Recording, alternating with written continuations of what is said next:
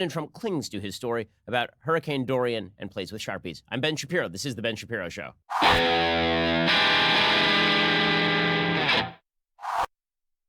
Alrighty, well, we have a lot to get to today. There is a new study out about the collapse of marriage, and it suggests that economics has something to do with that. I think economics does have something to do with it, but I think the problem goes a lot deeper. We'll get to that a little bit later on in the show. We will also be getting to President Trump's bizarre fixation with how correct he was about the storm path of a storm that didn't go anywhere remotely near where he said it was going to go. Like, who cares? Why are we still on this? Well, because the president doesn't let those sorts of things go. We'll get to all that in just 1 second. First, we begin with the August jobs report. So according to the New York Times, the United States added 130,000 jobs in August. The unemployment rate remains at 3.7%, meaning that the economy remains strong. The figures show that the economy continues to add jobs despite the trade war and a global showdown. What we are seeing is a trend line that looks like it is headed down since the beginning of 2019 in terms of job growth. We've had a couple of very bad months. We had February, which was a very bad month. And then we had a couple of months later, it looks like May was a very bad month. We've had some okay months mixed in, but overall, it looks as though the economy is slowing. Now, it doesn't mean recession is around the corner. It does mean that the economy is going to be slower, it looks like, headed into 2020, which, of course, is not great news for President Trump. According to the New York Times, the American economy turned in a decent performance last month as businesses grew more cautious about hiring, according to the Labor Department's monthly employment report released on Friday. About 25,000 of the jobs added were temporary position for the 2020 census. So when you remove those jobs, then the job growth looks even slower. Now, does this mean we are in economic spiral, that doom is upon us? No, it means that a lot of people have a lot of trepidation about the future of the economy, and they're not doing a lot of long-term hiring right now in the expectation that sometime in 2020, 2021, we may see an economic downturn. And that's not a surprise because we've been seeing those indicators systemically coming from China, coming from Europe for several months at this point. Along with consumer spending, the labor market has been a source of stability for the economy, even as several gauges have turned downward and trade anxieties have mounted. But in August, the private sector added 96,000 jobs, weaker than the pace so far in 2019, and an indication that businesses are becoming a little more reluctant to add headcount. The report also revised down job gains for June and July by a total of 20,000, which, going back and having to revise down numbers is never great. Paul Ashworth is the chief U.S. economist at Capital Economics. He said the headline number in August was flattered by the big increase in census hiring. He says even allowing for that, there's been a clear slowdown in trend employment growth, with the 3-month and 6-month averages both at around 150,000 now, down from about 230,000 a year ago. But there were positive signs elsewhere in the report. The labor force participation rate did rise to 63.2% from 63%, suggesting that workers who had been on the sidelines are gradually being lured back into the labor market, and average hourly earnings did increase by 0.4%, which is actually more than analysts had expected, which suggests, again, when you have wage increases, that suggests that the demand for labor is exceeding the supply for labor by 0.4% in terms of wages. The length of the average work week also increased after falling in July. So there's some mixed numbers right now. It looks like the economy is sort of on the brink of something, right? It could be on the brink of another slow growth cycle. It could be on the brink of a slow downturn. It could be on the brink of a recession over the course of the next couple of years. Businesses don't know, and so they're holding back their money. A good piece of news for President Trump, that economic report is not bad for Trump. It's okay for Trump. It's just not spectacular for Trump. A good piece of news for President Trump is that the markets were up pretty significantly yesterday. According to the New York Times, President Trump's decision to renew talks with China in the coming weeks sent financial markets soaring on Thursday as investors seized on the development as a sign that both sides could still find a way out of an economically damaging trade war. The rally sent the S&P 500 up more than 1%, underscoring just how much financial markets are subsisting on hopes and fears about the trade war. Shares fell through most of August as Mr. Trump escalated his fight with China and imposed more tariffs, only to snap back on Thursday after news of the talks. But expectations for progress remain low. Many in the U.S. and China see the best outcome as a continued stalemate that would prevent a collapse in relations before the 2020 election. And that is probably the most likely outcome, because the fact is that the United States is not going to cut a long-term trade deal with China, not under the current conditions in which China is a serious geopolitical enemy of the United States. And characterizing China this way is not a partisan affair. Okay, the left in the United States is similarly beginning to recognize that China is a geopolitical threat to the United States and that harsh action is necessary. Nicholas Kristof, who's a very left-leaning columnist for the New York Times, has a piece today talking about how China is ramping up its military presence around Taiwan, about how they've escalated their cyber attacks on Taiwan, about how China is becoming more militant. I mean, he He even acknowledges that President Trump's policies on Taiwan are better than his predecessors. I mean, this is Nicholas Kristof, who is no friend of Trump. He says President Trump has generally been more supportive of Taiwan than his predecessors, and that's worked well so far, but this has to be done very carefully. But he points out Beijing has been really attacking Taiwan's capabilities, that China has been stepping up its military pressure by increasing patrols in the area, that they could hold military exercise in the area. Taiwan's foreign minister, Joseph Wu, said, quote, "We are very concerned." He said one concern was that a slowing economy and other troubles in China might lead Xi to make trouble for Taiwan as a distraction. This is the scenario that is constantly playing on the minds of the key decision makers on Taiwan, he said. So what that means is that the most likely outcome is indeed some sort of stalemate in terms of the United States and China that allows for continued economic growth up through the 2020 election, although it won't be booming in the same way that it would be if we weren't in the middle of a trade war with one of our largest trading partners. And again, I think there are very good reasons to get into a trade war with China based on China's aggression on 5G, based on their aggression in terms of their Belt and Road project, based on their aggression in terms of naval presence in the South China Sea, and their aggression in Hong Kong, and their aggression against Taiwan. Now, those are all good reasons for us to take a very skeptical view of relations with China overall. We just have to acknowledge that that will dampen growth a little bit, going in, more than a little bit probably, going into 2020. Now, in just a second, we're going to talk about the vulnerability for Democrats, because right now would seem like a pretty good time for Democrats, right? President Trump is not popular in terms of his overall approval rating. The Democratic Party is seeing significant gains in the polls in states like Wisconsin and states like Texas. Wouldn't this be a great time for the Democratic Party? Well, they've got one problem, and that's they can't get out of their own way. We'll get to that in just 1 second. First, let's talk about improving the employees at your company. So let's be frank. I could get here on time more often for my podcast, right? We've been starting a little bit late for this podcast nearly every day, and there are a variety of excuses I could make to you, but the truth is that if I were the most rigid kind of boss, I would fire me and replace me. But let's be honest, I'm not replaceable. So, but if I were, I would be looking to ZipRecruiter to replace me. I mean, I can promise you, we didn't find Michael Knowles through ZipRecruiter. Like, I'd be looking for an actual good host to replace me via ZipRecruiter.com. Go check out ZipRecruiter.com/dailywire. ZipRecruiter will send your job posting to over 100 of the web's leading job boards, but they don't stop there. As the applications come in, ZipRecruiter analyzes each and every one and spotlights the top candidates so you never miss a great match. ZipRecruiter is so effective that 4 out of 5 employers who post on ZipRecruiter get a quality candidate through the site within the very first day. Right now, my listeners can try ZipRecruiter for free at this exclusive web address, ZipRecruiter.com/dailywire. That is ZipRecruiter.com/DAILYWIRE, ZipRecruiter.com/dailywire. ZipRecruiter is indeed the smartest way to hire. And so if ever I decide that I can no longer be trusted to even do the podcast, let alone get here on time, I will be looking to ZipRecruiter for my own replacement, ZipRecruiter.com/dailywire. We always enjoy our ZipRecruiter ads because somebody has to draw the short straw in terms of who is going to get nailed by the ZipRecruiter ad. Today, 'twas I. So ZipRecruiter.com/dailywire if you wish to upgrade your employees. Okay, so why is it that the polls are not better for Democrats in terms of favorability? And there's a shocking new YouGov poll, Economist YouGov poll, taken between September 1st and 3rd. And it's kind of fascinating because what it shows is that both Joe Biden and Bernie Sanders actually have lower favorability ratings than President Trump in the new YouGov poll. Biden's favorable and unfavorables in this poll are 42% favorable, 51% unfavorable for a net -9. Bernie's are 42 and 50 for a net -8. Trump's are 46 and 52 for a net -7. That's bizarre. I mean, that is a bizarre result. So why are Democrats not more popular? Why are Democrats not more popular? Like, Trump makes himself quite vulnerable.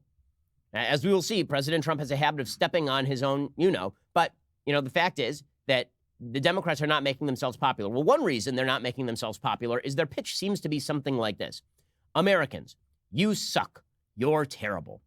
Right? There are certain groups of Americans that are probably okay. They've been historically victimized, but all the rest of you, you suck. And even the ones who are members of groups that are historically victimized, let's be real about this, you kind of suck also. Because after all, you are consuming the world's resources. After all, you're believers in cruel, horrible religion. After all, you're people who are hypocrites and terrible. The new Puritans all are in the Democratic Party. It really is an impressive thing. Right? I've been knocked before for being, quote unquote, a religious fundamentalist, which is always kind of hilarious to me, considering I wrote an entire book about the necessity for balance between religion and faith and how they support each other and buttress each other rather than splitting everything apart. But the case that fundamentalism lies on the right is belied by the religious fundamentalism of the left about politics. The way that Democrats talk about politics these days, it's sinners in the hands of an angry God. I mean, we have full Jonathan Edwards talk about modern American politics.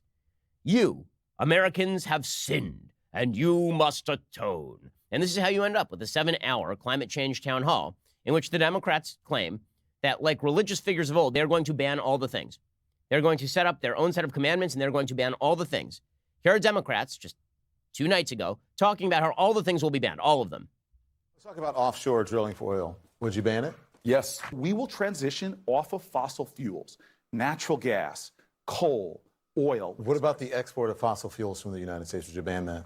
Absolutely, we must get to that point. There's no question I'm in favor of banning fracking. I'm in favor of a carbon-free America. In my administration, we're not going to build any new nuclear power plants. We should set out the rules for what kind of plant, coal burning plants. No one's going to build another coal burning. We've got to shut the ones down we have. We're going to end factory farming because that is a danger to the environment and to climate change. We're going to ban all the things. All the things must be banned. But they go further than this, right? The most fundamentalist Democrat in the race, and this is a big shock to me, it really is, because he didn't start off his candidacy this way. The angriest dude on the Democratic side of the aisle, the woke scold of woke scolds, is actually Pete Buttigieg. So Pete Buttigieg started off this race, and he was a much more interesting candidate. He was this sort of interesting purple state governor. He's in Indiana. He's trying to reach across the aisle to Republicans. He says he'll eat at Chick-fil-A. He knows a lot about issues. He can talk really well. He didn't seem like the kind of guy who was going to go full on, I'm going to lecture you like an angry schoolmarm. Right? It seemed more like an Elizabeth Warren candidacy. And Warren has that, but Buttigieg has it in spades. I mean, it's pretty impressive. So Pete Buttigieg goes even further. It's not just that he, like many other Democrats, wants to ban all the things. He wants to blame you. You're part of the problem, you see. You. I mean, literally you. Here is Pete Buttigieg on CNN, who is now going to lecture you on all the things that you do wrong because you are an imperfect human being and thus must be blamed for all of the problems on earth. See, right now, we're in a mode where I think we're thinking about it mostly through the perspective of guilt, from using a straw to eating a burger. Am I part of the problem? And in a certain way, yes, but the most exciting thing is that we can all be part of the solution. In a certain way, yes. In a certain way, you are part of the problem, but we can all be part of the solution. I'm offering you a path to repentance. Just follow my political agenda. So you see, you're a sinner. Repentance comes in the form of voting for me, right? It's like old school talk about Catholic indulgences, right? Like you sinned and now you must pay this indulgence to the church and then everything will be fine. And this is how the Democrats see that. You vote for higher taxes and you have partaken of the indulgence. You acknowledge your white privilege, you have partaken of the indulgence. And Buttigieg does this over and over and over again. So here's Pete Buttigieg talking about Christians, right? So it's not just that you're part of the problem if you eat hamburgers or you use straws. Also, Pete Buttigieg is going to lecture you about religions. When I say that Democrats have become the religious fundamentalists, Pete Buttigieg is speaking the language of religious fundamentalism. He's just doing it from the left right here. For as long as there has been faith and as long as there has been politics, there have been different understandings on the right thing to do and how these things fit together. But for the party and the movement known for beating other people on the head with their faith or their interpretation of their faith, it makes no sense to literally vote to take food away from the hungry, to essentially be practicing the very thing that not just a Christian scriptural tradition, but so many others tell us we're not supposed to do in terms of harming other people. And I do think there's going to be a reckoning over that. As it turns out, it's not Mayor Pete, it's Pastor Pete. There will be a reckoning. God's wrath will descend on you if you don't vote for Pete Buttigieg and his policies. You must feel ashamed. You must be scolded. Unless you think I'm exaggerating this, listen to Pete Buttigieg talk about global warming. He's talking about this. He was on, I guess, late night TV, and he was talking about this specifically in the context of religion. Again, in the same way that you might hear your preacher talk about God being unhappy with the United States on abortion, but he says it's about global warming. So you're going to have to explain to me the distinction. Environmental stewardship isn't just about taking care of the planet, it's taking care of our neighbor. We're supposed to love our neighbor as ourselves. And the biggest problem with climate change isn't just that it's going to hurt the planet. I mean, in some way, shape, or form, the planet's still going to be here. It's that we are hurting people who are alive right now and people who will be born in the future. It's the way I see it. I don't imagine that God's going to let us off the hook for abusing future generations any more than you would be off the hook for harming somebody right next to you. And with climate change, we're doing both. No, Pastor Pete. Wow. But don't worry, guys. He is woke, so this is okay, right? He's allowed to speak the language of religious fundamentalism and scold you and make you feel guilty and try and shame you into the precepts of his political religion by invoking God. And he does it over and over and over again. He did it again last night. He talked about the Bible welcomes the stranger. If any Republican invoked the Bible as much on the campaign trail as Pastor Pete does, then they would rightly be seen as a religious fanatic trying to invoke God and the Bible on a routine basis in order to push their policies. Pete Buttigieg does it, and the left's like, ah! Why? Because the left has its own religion. It's usually in the form of secular politics. What's fun for them and sort of pranky for them is the fact that Pete Buttigieg is trying to take God and the Bible and then use it against the very people who typically cite God and biblical values as the basis for their own root values. So the left seems to see Pastor Pete as some sort of a mole inside the religious camp. But the truth is that he's more of a troll. But that trollery is not, in fact, funny, and it's not interesting.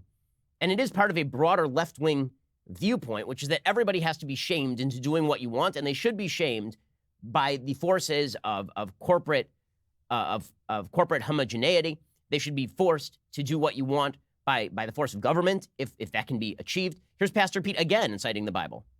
As we see some of these figures on the religious right embrace behavior and I think policies, but definitely behavior, that flies in the face not just of my values, but of their own, then it reminds me of all of the parts of Scripture where there's a lot about hypocrisy. And I think we have an obligation to call that out and to speak about how, not just the Christian faith tradition that I belong to, but pretty much any religious or non-religious moral tradition I've ever heard of tells us that it's really important how we treat the least among us, the most vulnerable, the marginalized, that we are obliged to serve the poor and heal the sick and clothe the naked and welcome the stranger. Stranger, by the way, being another word for immigrant. And that what we're seeing right now in the White House is the opposite. See, you're a bad Christian. So Mayor Pete's pitch, as the sort of id of the Democratic Party now, which is amazing, is that you are a bad Christian if you disagree with him, that you have sinned if you eat hamburgers or you use straws. This is the new religion. That you will face a reckoning if you don't agree with him on global warming, and that if you disagree with him on immigration, it's because you have offended God as represented by Pastor Pete or Pope Pete. It's pretty impressive stuff. Now, as I say, there's an easy indulgence that you can receive from Pastor Pete, and that is simply to support the Democratic Party agenda. And you see this over and over among actual top-notch Democrats. What they will do is they say, well, I've paid my indulgence, don't you see? I vote Democrat. I support carbon taxes that will never be implemented. I support bans on various things that will never be banned. I support all these things that will never... That is my indulgence. I'm not going to do it myself, or I'm not actually going to undertake doing any of these things myself. Instead, I'm going to mouth support for these broader principles that buy me off the favor of people like Pastor Pete. As we'll see in just 1 second, this runs very high in the ranks of the Democratic Party, from Bernie Sanders talking about how he's not going to stop flying to Bill de Blasio, who continues to take an SUV to his gym. We'll get to all of that in just 1 second. First, let's talk about that cell phone plan. So let's be real about this. You're spending too much on your cell phone coverage, like a lot too much on your cell phone coverage. Why? Well, you probably bought that unlimited data package. Do you really use unlimited data on your phone? Or are you paying for unlimited data and then just using a fraction of it and paying way too much money? You don't have to do that anymore. You need Mint Mobile. Mint Mobile provides the same premium network coverage you're used to, but at a fraction of the cost. Mint Mobile makes it easy to cut your wireless bill down to just $15 a month. Every plan comes with unlimited nationwide talk and text. With Mint Mobile, you can stop paying for unlimited data you'll never use. Choose between plans with 3, 8, or 12 gigabytes of 4G LTE data. Use your own phone. With any Mint Mobile plan, keep your same phone number along with all your existing contacts. You can ditch your old wireless bill and start saving with Mint Mobile right now. Mint Mobile makes everything incredibly easy for you. They'll transfer your number over and you keep the same phone number and the whole deal. To get your new wireless plan for just $15 a month, which will save you a bundle, and get the plan shipped to your door for free, go to mintmobile.com/Ben. That's MINTMOBILE, mintmobile.com/Ben. Cut your wireless bill to $15 a month, mintmobile.com/Ben. Use that /Ben to let them know we sent you and to get that special deal, mintmobile.com/Ben. Okay, so Again, the beautiful thing about being a Democrat is that to partake in the religion does not require that you actually abide by its dictates. You just have to mouth support for its dictates. And that's how you end up with Tucker Carlson asking Bill de Blasio, if you're so worried about climate change, why are you taking an SUV to the gym? And de Blasio has no answer. How can you take an SUV to the gym and back every day and say that you're really worried about climate change? It's a I know Chrysler, it's a petty question, it's a but Chrysler Pacifica. It's bugged me for years. It's a Pacifica. Yeah? It's a hybrid electric. It's not an SUV, first of all. But it's, look, I come from a neighborhood. It's got a gas engine in it. I come from a neighborhood. Yeah. I go back to my neighborhood all the time. It's the way to me that I stay connected to people, that I am able to have a routine that allows me to be 24/7 the best mayor I can be. But should the climate have to pay the cost for that? Come on. It's a few miles. Oh, come on. And Tucker, here's the great part about all what this. What do you mean? If I took come on. a subway I'm going to use that next time I get lectured about climate change. Oh, come on. And by the way, Bernie Sanders does the same exact thing as de Blasio, right? The oh, come on routine. But it's okay for the left because Bill de Blasio cares, don't you see? He cares. And it's the caring that matters. Right? It's the lecturing that matters. It's being part of the woke Scold brigade. So you're either going to be the target of the woke Scold brigade or you're going to be part of the woke Scold brigade. You're either with us or you're against us. And that's going to become a very unpopular agenda. I can already see it among young people. I think there are a lot of Generation Zers who are looking around and going, this is not a world I wish to occupy, where I am seen as either a part of the woke Scold brigade and the woke Scold religious fervor, or I'm their target. And you're starting to see this have blowback. It's having blowback in the world of comedy with Dave Chappelle and people like Aziz Ansari. It's having blowback in Hollywood. There's a fascinating piece in the New York Times today called Why I Quit the Writer's Room by a guy named Walter Mosley. I never heard of Walter Mosley. It turns out that Walter Mosley is a novelist, screenwriter, and executive producer and writer on FX's Snowfall, and the author most recently of Elements of Fiction. He has a piece today all about him quitting a writer's room because the corporate woke scolds have now decided they're going to cram down the religious rules of the woke scold left.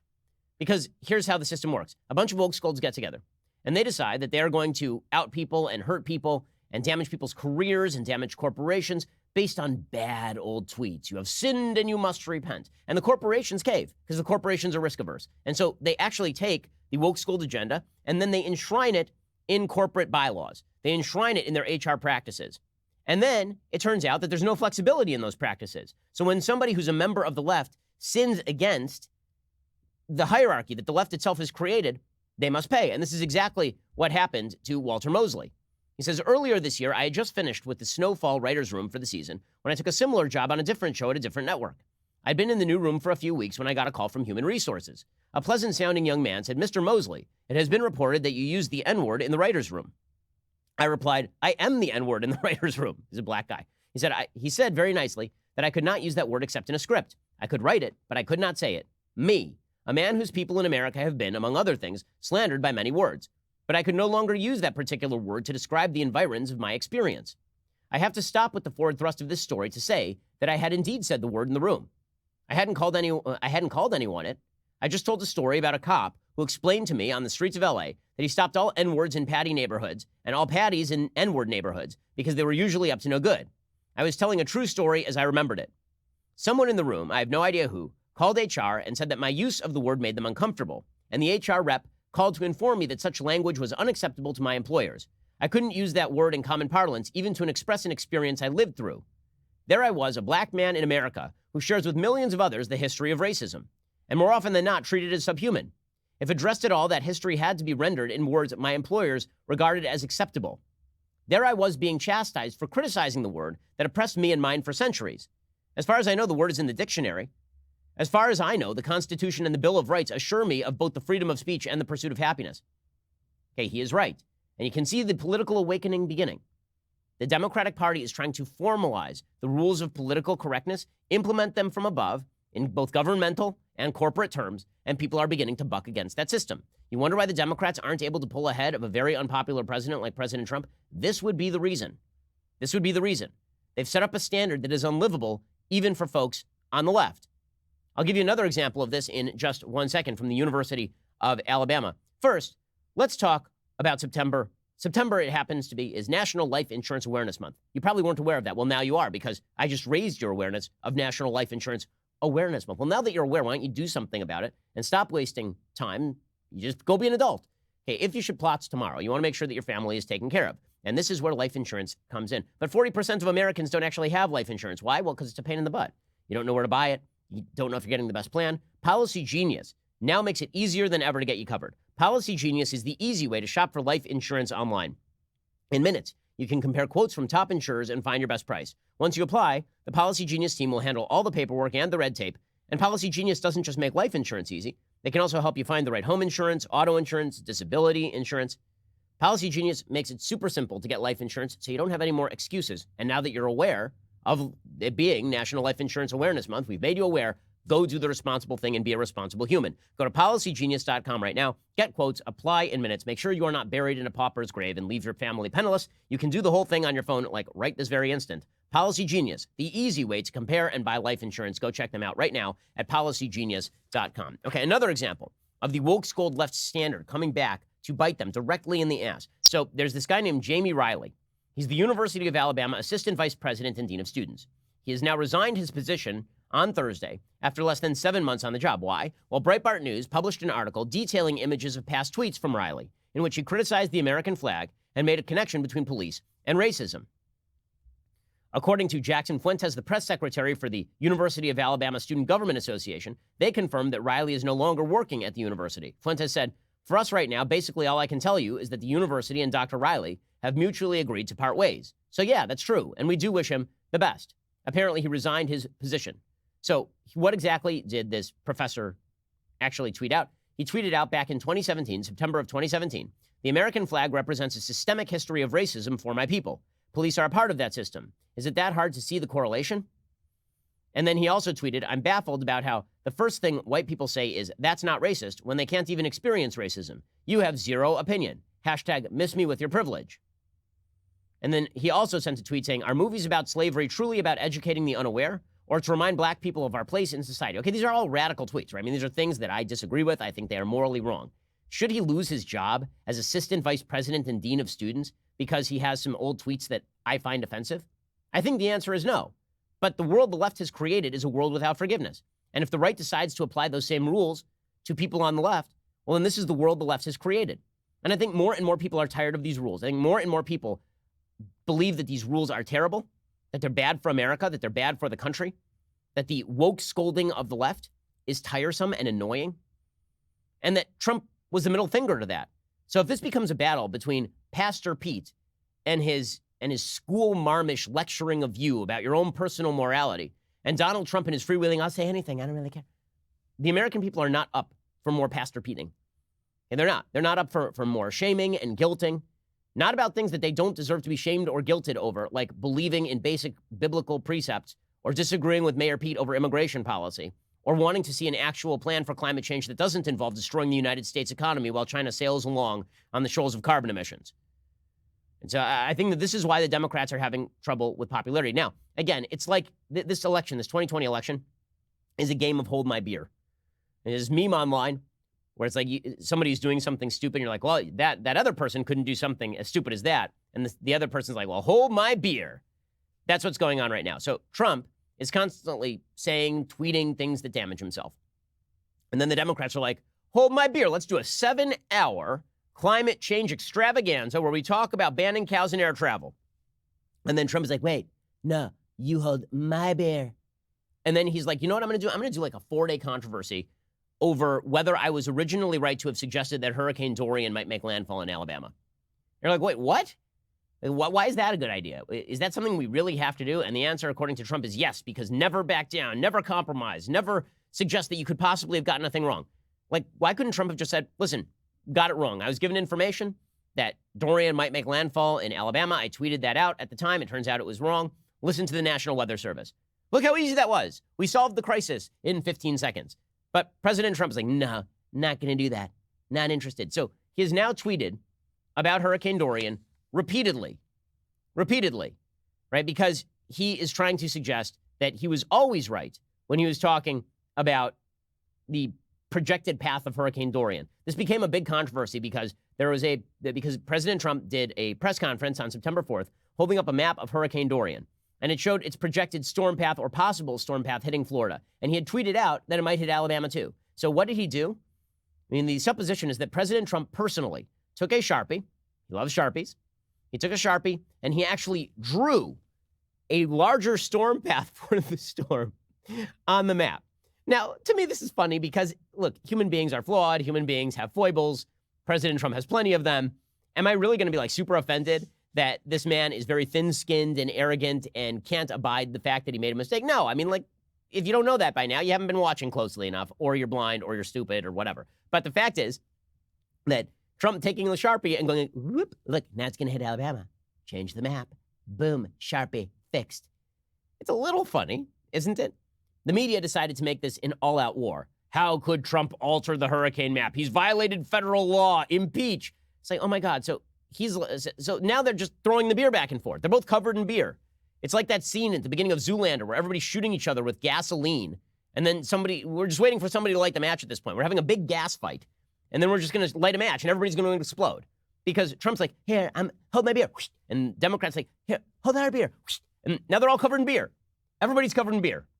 Okay, well, it's all so stupid and yet hilarious. We'll talk about it in just 1 second. First, let's talk about sleep quality. So as you know, I talk about sleep quality a lot on the show because I am not a good sleeper. I'm good at some things. I am bad at other things. One of the things I am particularly bad at is sleep. Well, one of the things that makes my sleep possible is my Boll & Branch sheets. Everything Boll & Branch makes, from bedding to blankets, is made from pure 100% organic cotton. You know, you don't know that you've been sleeping in bad sheets all your life until you try Boll & Branch sheets, which are actually excellent. They're so good that once I got Boll & Branch sheets in my home, I actually threw out all my other sheets because it ruined all the other sheets for me. I realized I was basically sleeping on a tarp. And then you get Boll & Branch sheets, like, oh my God, this is what sheets should feel like. They start out super soft. They get even softer over time. You buy directly from them, so you're essentially paying wholesale prices. Luxury sheets can cost up to $1,000 in the store. Boll & Branch sheets are only a couple of $100. That's not expensive for luxury sheets, and also you're sleeping on them simply every night. Shipping is free. You can try them for 30 nights. There is no risk, no reason not to give them a try. Try Boll & Branch sheets today. You will indeed love them. I know I do. To get you started right now, my listeners get $50 off your first set of sheets at bullandbranch.com, promo code Ben. Go to bullandbranch.com today. You get $50 off that first set of sheets. That is bullandbranch.com, promo code Ben, BOLL and branch.com. Promo code Ben. Alrighty, well, we're going to get to more of President Trump and Hurricane Dorian, and then a fascinating new study that talks about the economics of marriage and how those have shifted over time. We'll get to all of that in just a moment. First, you have to go to dailywire.com and subscribe. Why should you do this thing? Well, not only with the annual subscriptions, you get this, the very greatest in beverage vessels for $99 a year. Also, you get early access to our Sunday special. Our Sunday special this week features Brian Keating, who's a professor over at University of California, San Diego in cosmology. We discuss everything from the Big Bang to multiple universe theory. It really is, I think, fascinating. I love the Sunday. I love doing the Sunday special. I get to talk to interesting people. I think some of the conversations on there are just top notch. This one, I think, is really fascinating for folks who like science, are interested in religion and the beginnings of the universe. Here's a little sample. When you talk about, is something science, does it follow the centuries-old scientific method, which actually traces back to my intellectual hero Galileo. Now, Galileo made some huge whoppers. I mean, he believed that, certain crazy things about the universe that we now know are false. And it's too bad because he could have had a good career. You got to cancel all the scientists. That's the new thing, by the way. There was this big story. Did you see that story about Rachel Maddow apparently walking into some sort of symposium where scientists were being awarded, and she said, what's up with the dude wall? And they actually took down the pictures of the scientists because Rachel Maddow complained that too many men were being good at science. We may be done as a country. Okay, well, you should go subscribe. There's all sorts of good stuff happening over at dailywire.com. There will be more very good stuff in the future. Like, we're relaunching the website. That's a thing that is happening. There will be more benefits for subscribers behind the paywall, more contact with me, if that's a thing that you desperately want. There's all sorts of good stuff. Also, you help protect us against the nastiness of the left, which, as we say, is seeking to destroy all in its path. You protect shows that you love when you subscribe, so please join the team over at dailywire.com. We are the largest, fastest-growing conservative podcast and radio show in the nation.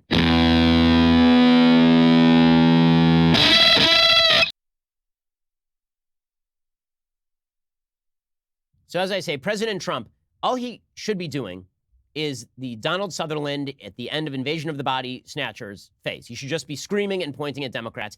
Instead, we get a week-long news cycle because he won't let go of the fact that he was not correct about the path of a hurricane that has already made landfall. It turned the other way, dude. But Trump won't let go of it. He's like, just as I said, Alabama was originally projected to be hit. The fake news denies it. No, what they're saying is that you were informed that the hurricane was going to move, and then you put with a Sharpie more of the hurricane going in the wrong direction and then maintained that. So a couple things can be true. One, the media are wildly overblowing this. I mean, literally, members of the media are like, it's impeachable. Doesn't this show how terrible he is? I mean, it's a crisis. It's a crisis. He took a Sharpie and he put it on a map, and it's a crisis. It's not a crisis. Here's Chris Cuomo, the dumber of the Cuomo brothers. We're not allowed to call him Fredo because that's the F word. Okay, but Chris Cuomo, he says that President Trump, he doesn't care about people dying in hurricanes. He only cares about defending his silly claim about where the hurricane is going. Yeah, you're right. I'm sure that FEMA has suspended all resource allocation because Trump is using a Sharpie. You are literally in the middle of a hurricane. And this president is all about defending himself and his erroneous claim, fake maps, compelling people to justify his claims, and not really focusing on the people who should be getting help, which is what a leader does. Oh, he's just fighting back against what? The truth? Even if he were right and he was wrong, you really think this was the time and this is the way for a president to act? Okay. I mean, are we really going to go down this path? I love when the media are like, he's so unpresidential. It's unprecedented. Yeah, we know. We know, man. I don't know what to tell you. Like, welcome to reality where Donald Trump is president. Were you unaware that he's a man named Donald Trump who is also Donald Trump? Are we supposed to be surprised by this? Two things can be simultaneously true. One, this is particularly stupid. Two, the media making a big deal out of Donald Trump being Donald Trump is extraordinarily tiresome. Because it's like me being surprised when my son fusses in the morning when I put on his shoes. Yeah, it's really irritating. Also, he does it every morning because he's 3. Like, if Donald Trump tweets random crap, have we not adjusted to the fact that the president of the United States is a man who tweets random crap? Pretty sure we're all aware of this. Trump, of course, keeps doubling down. He says, this was the originally projected path of the hurricane in the early stages. As you can see, almost all models predicted it to go through Florida and also hitting Georgia and Alabama. I accept the fake news apologies. But was that all? No, that was not all. There are 9 tweets on this. Alabama was going to be hit or grazed, and then Hurricane Dorian took a different path up along the East Coast. The fake news knows this very well. That's why they're the fake news.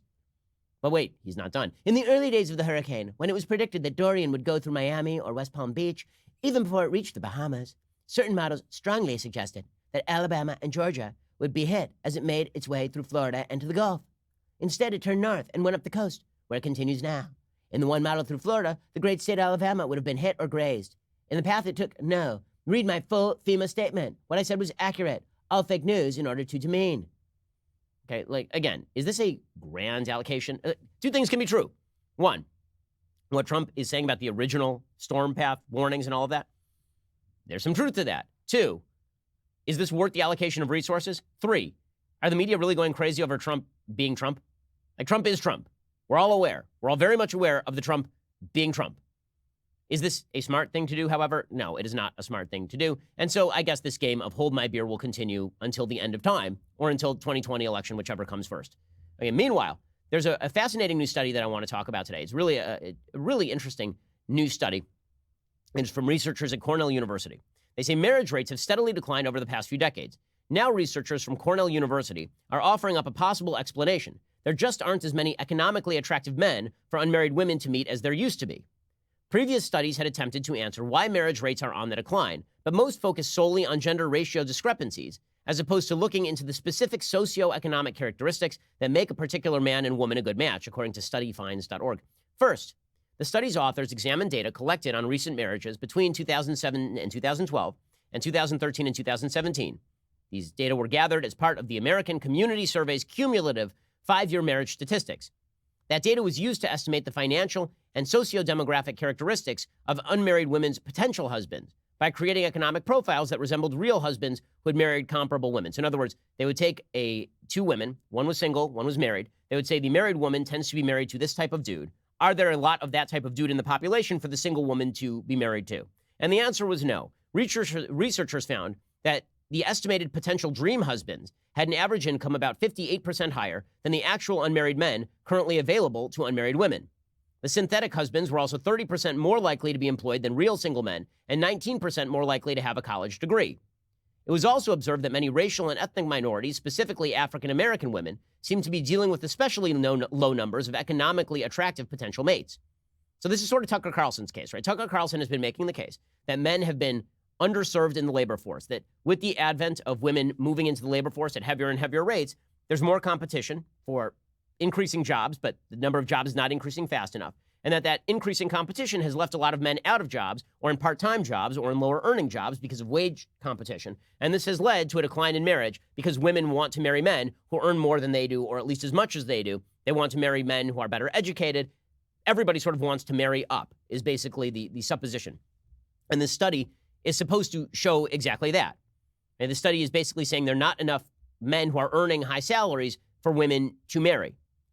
Okay, so that's a piece of data. I think there's some flaws with the study. I think, first of all, correlation does not equal causation. It is quite possible that women are marrying the choicest men, specifically because they are the choicest men. But that doesn't explain why low-income women are unable to find men who are earning slightly more than that. There are plenty of middle-class men who are unmarried, and a lot of you would imagine that what you would see, if that were the case, if it were really just about the number of women not matching up with the number of men who earn more, what you would expect to see is a decline in the levels of marriage as female income went up, right? You'd expect to see a lot of poor women getting married because there are a lot of people who are richer than poor in the United States, a lot of men. And then as you moved up the income scale, you would expect to see women who earn a lot of money marrying less and less. And that's actually the opposite of what you see, right? What you actually see is that women who are better educated tend to get married more often, right? It's actually, it's kind of fascinating. As you increase the income scale, what you see is that higher levels of education actually correlate highly with higher levels of marriage. So this kind of cuts against the normal supposition, which is that women who will go to college are women's empowerment specialists and they never get married. Actually not true. Actually not true. As people get more educated, they actually tend to live more conservatively, which is kind of fascinating. They tend to vote more liberal and live more conservatively, which is very interesting. According to a Pew Research study from 2017, half of U.S. adults today are married, a share that has remained relatively stable in recent years, but is down 9 percentage points over the past quarter century and dramatically different from the peak of 72% in 1960. The decline in the share of married adults can be explained in part by the fact that Americans are marrying later in life, but delayed marriage may not explain all of the drop-off. The share of Americans who have never married has been rising steadily in recent decades. Marriage rates are now more closely linked to socioeconomic status than ever before. And what the Census Bureau data show is that the education gap in marital status has continued to widen. Percentage of U.S. adults 25 and older married by education. 65% of people with a bachelor's plus degree are married in the United States age 25 and older. High school or less, only 50% of Americans are married by over the age of 25, only half. That's a very significant difference. So is that about the lack of marriageable partners? It seems probably not. Because the fact is, again, most Americans are not poor. So if you are poorly educated or you have lower levels of education, there should be more marriageable partners available to you because you're here in education. Most Americans are here in education. That's a much broader gamut of people who you could choose to marry, presumably. So the data don't quite match up. The economic hollowing out theory doesn't quite match up. Now, it is true that higher earning men would provide more of an economic benefit for marriage, obviously.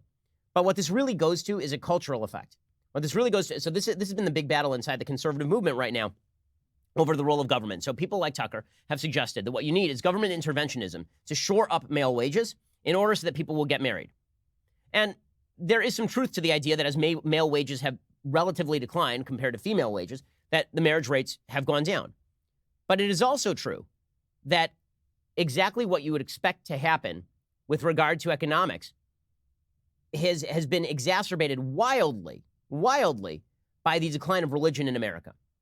And what you are expecting, what you would expect to see is that people who are lower on the income totem pole should be getting married more often if they are simply seeking a partner who earns more than they do, because again, they're low on the income totem pole. And instead what you are seeing is that high school educated males are not getting married as much. That middle income and lower and blue collar workers are not getting married as much, which is quite fascinating. That the real problem is existing lower down on the income spectrum. So there's an article in The Atlantic today talking about America without family, God, or patriotism, because there was a new poll we talked about on the show showing that younger people in America do not believe in family, God, or patriotism. And where is that population really located? The author of this piece in The Atlantic, Derek Thompson, a staff writer, he points out that disproportionately, it's not really about youth alone. It's about something bigger. He says there's this blanket distrust of institutions of authority, but it's not confined to the relatively young, and it isn't confined to the overeducated. He points out a study from Catherine Eden and Timothy Nelson at Princeton University, Andrew Cherlin at Johns Hopkins, and Robert Francis at Whitworth. They published a paper based on lengthy interviews conducted from 2000 to 2013 with older, low-income men without a college degree in black and white working-class neighborhoods in the Boston, Charleston, Chicago, and Philadelphia areas. Now, what you would expect is that these are people who want to get married but can't get married because they're not earning enough, right? That would be the theory behind sort of what Tucker says and what this new study says about the economics of marriage. It turns out a lot of these dudes just don't want to get married. According to this particular study, many of these men, having been disconnected from the stable unionized pension-paying jobs of their fathers, reject the diseased state of American institutions in ways that millennials might find relatable. First, low-income, working-class men are turning away from organized religion even faster than millennials and Gen Z. And this, I think, is the causative factor. Since the 1970s, church attendance among white men without a college degree has fallen even more than among white college graduates, according to the paper. They remain deeply spiritual without being traditionally devout. They avoid church. Instead, they prefer to browse the internet and libraries for makeshift pieces of religious self. They've detached from religious institutions. And many poor working-class men now reject the nuclear family itself. Their marriage rates have declined in lockstep with their church attendance, right? Not in lockstep with their economic situation, in lockstep with their church attendance. The authors note a number of these men were eager to have close relationships with their kids, even when they had little relationship with the mothers. Many of them had given up on romance with the relationship with women, and they're facing challenges with regard to mental health, specifically because they've abandoned a lot of these institutions. And this is actually what you see. The share of married adults varies widely by religious practice. And here, the correlation is extraordinarily high. Right? The more religious you are, the more likely you are to be married in the United States. It's not the richer you are, the more likely you are to be married. And the more religious you are, the more likely you are to be married. Well, religion crosses all sorts of income lines. So it really doesn't look like a wealth effect so much as it is an institutional effect. Because, here's the deal. There are two reasons to get married. Okay, reason number one is because it's an economic decision. There, the changes in American economics obviously would have an impact. So if you're getting married because you believe that two incomes are better than one, or because you're looking for a breadwinner in your home and you can't find a breadwinner in your home, obviously that's going to impact marriage rates. But the fact is, most people historically in the United States and abroad do not get married for the economic arrangement. They don't. Most people traditionally have gotten married because they believe that it is the right thing to do, that it betters you, that you are fulfilling a religious obligation, and that is particularly important in industrialized countries, because it used to be, right, in poorer countries, that the economics and the religion lined up. The economics and the religion lined up really well, in fact, because you were poor. Your biggest asset was going to be your children, right? Your children are going to take care of you in your old age. They're going to help you work the fields. They were going to make sure that you were taken care of. They were going to join the family business. So you wanted to pop out little workers, right? I mean, on an economic level. You were going to create your own labor supply. And the only way to do that is to marry mom and then have kids. And so that lined up perfectly with the dictates of your religion, which also suggested you were fulfilling a spiritual and religious duty to get married and have kids. Well, now what you've seen in the West is a bifurcation of the economics and the religion. So religion says the same thing that it always said, which is it is spiritually fulfilling. It is a godly mandate for you to get married and to pop out kids, that this is something that you ought to do. It will make you better. It is you fulfilling a spiritual requirement of you dictated by God. Religion has not changed one iota on this, which is why people who deeply believe in religion are still getting married. But the economics have changed because now having kids is a net cost. In fact, women who have kids, that is according to Elizabeth Warren, that is one of the single best predictors of a woman going bankrupt, is having children. So kids are actually a net cost, right? Because now the government's going to take care of you in your old age. Now we have a social welfare net. Your kids are not a labor supply. You have to pay for your kids' education all the way through college and sometimes grad school. So the economics are diverging from the religious mandate. So the question is, which is more likely to fix America? Or both? One, to quote unquote fix the economics. That's very difficult without either changing the labor system in the United States through subsidies or through regulations, which would lower the average level of the American consumption habits tremendously. It would misallocate resources. It would not be, in economic language, Pareto efficient. And it would damage some people at the expense of other people. Is that the best path? Do you really think that we can reestablish an economic system where it is economically beneficial for women to marry and men to marry and them to have kids?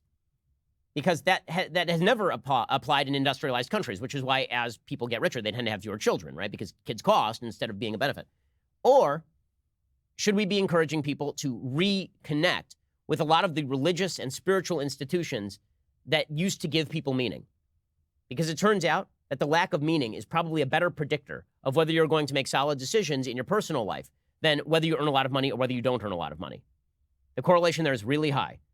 The study from Pew shows that among agnostics and atheists, only about 35% are married.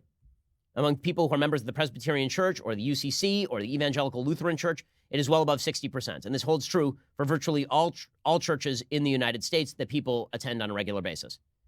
So is it a cultural problem or is it an economic problem? You can blame it on economics, but it's a lot harder to change the basic rules of economics.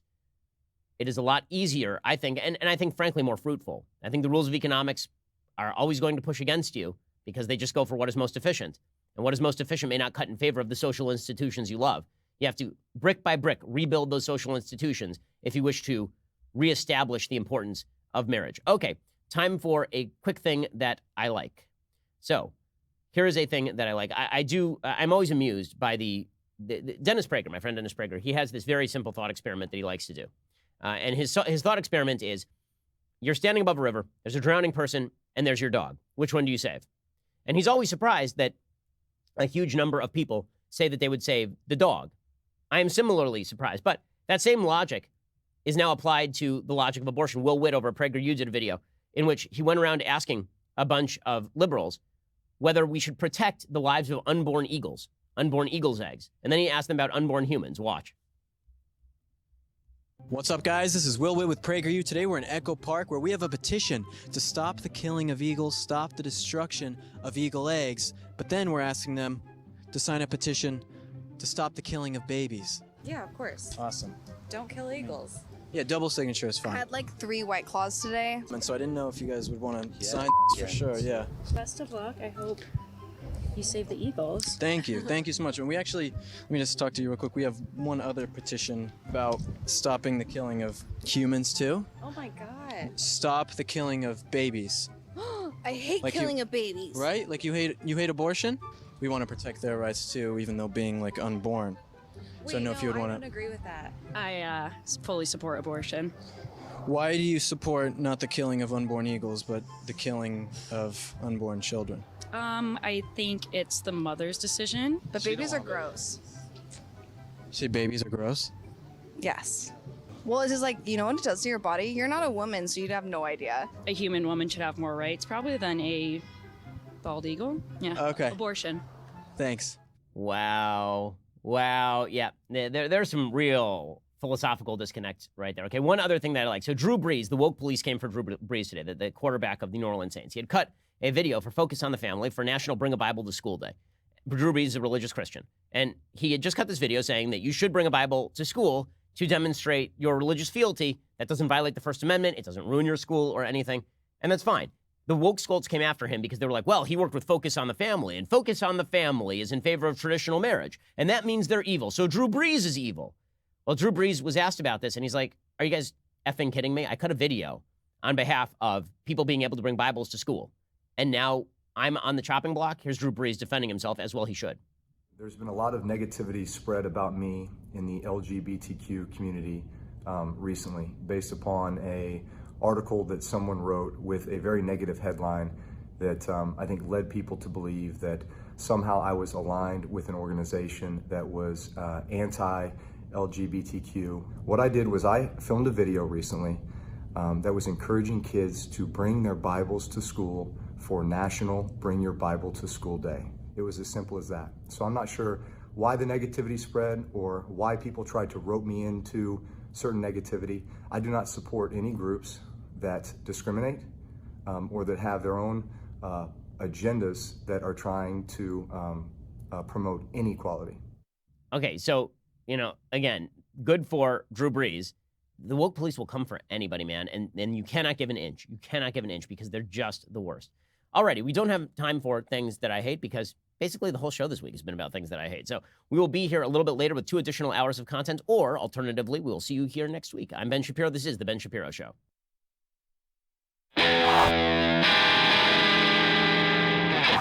The Ben Shapiro Show is produced by Robert Sterling, directed by Mike Joyner, executive producer Jeremy Boring, senior producer Jonathan Hay. Our supervising producer is Mathis Glover, and our technical producer is Austin Stevens, edited by Adam Sayevitz. Audio is mixed by Mike Coromina.